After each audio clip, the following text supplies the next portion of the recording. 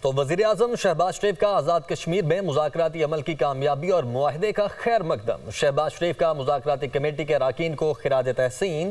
وزیر اعظم نے مذاکراتی کمیٹی کے اراکین کی انفرادی اور اجتماعی کاوشوں کو سراہا اور شاباش دی۔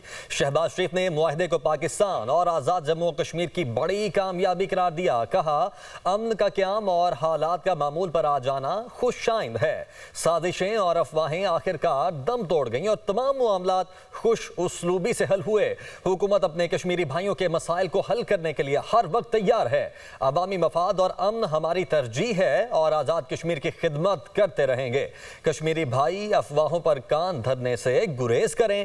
ہم پہلے بھی کشمیری بہن بھائیوں کے حقوق کے محافظ تھے اور آئندہ بھی ان کے حقوق کا تحفظ کرتے رہیں گے۔ آزاد کشمیر کے مسائل پر ہمیشہ توجہ رہی اور میری حکومت نے ہمیشہ ترجیحی بنیادوں پر ان تمام مسائل کو حل کیا ہے۔